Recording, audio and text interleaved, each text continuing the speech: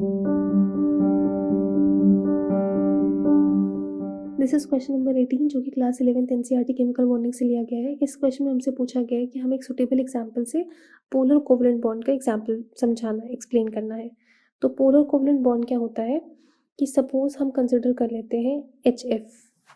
This is question number 18 जो कि class 11th NCERT chemical bonding से लिया गया है। इस क्वेश्चन में हमें एक्सप्लेन करना है कि पोलर कोवलेंट बॉन्ड क्या होता है। दिस इज क्वेश्चन नंबर 18 जो कि class 11th NCERT chemical bonding से लिया गया है। इस क्वेश्चन में हमें एक्सप्लेन करना है कि पोलर कोवलेंट बॉन्ड क्या होते हैं विद एग्जांपल। तो हम क्या करते हैं, हम सबसे पहले एग्जांपल ले लेते हैं HF का।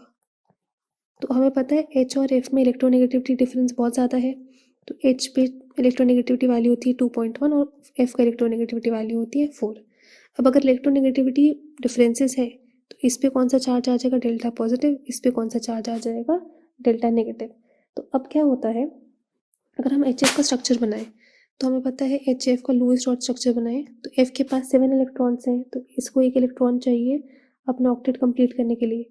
और हाइड्रोजन के पास एक इलेक्ट्रॉन है, हाइड्रोजन को भी एक इलेक्ट्रॉन चाहिए अपना डुप्लेट कंप्लीट करने के लिए। तो हम इसको ऐसे बना देते हैं। तो अब अगर हम इसका शेयरिंग करा दें तो ये हो गया H का और ये हो गया F का। तो इससे क्या हो जाता है, HF हमारा स्ट्रक्चर आ जाता है। तो ये जो बॉन्डिंग पेयर ऑफ इलेक्ट्रॉन्स है H और F के बीच में, जब पोलर कोवलेंट बॉन्ड होता है तो वो bonding pair of electron centre में नहीं रहते।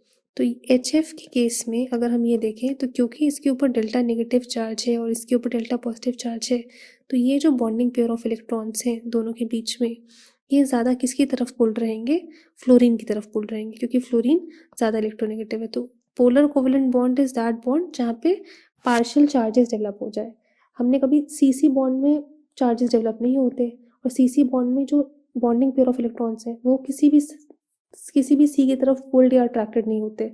वो एक C एक इलेक्ट्रॉन अपने पास रखता है, इस वाले के पास भी एक इलेक्ट्रॉन होता है, इस वाले के पास भी एक इलेक्ट्रॉन होता है। बट पोलर कोवलेंट बॉन्ड हो गया अगर, तो कोवलेंट बॉन्ड का तो मतलब होगा कि शेयरिंग ऑफ इलेक्ट्रॉन्स हो गई, और अगर पोलर हो गया तो मतलब पोल्स जनरेट हो गए, that is positive and negative poles. और उस केस में क्या हो जाएगा, जो इलेक्ट्रॉन पेयर होगा या बॉन्डेड इलेक्ट्रॉन पेयर होगा वो इलेक्ट्रोनेगेटिव एटम की तरफ ही पुल्ड रहेगा, या इलेक्ट्रोनेगेटिव एटम उसे ही अट्रैक्ट कर लेगा सबसे ज़्यादा।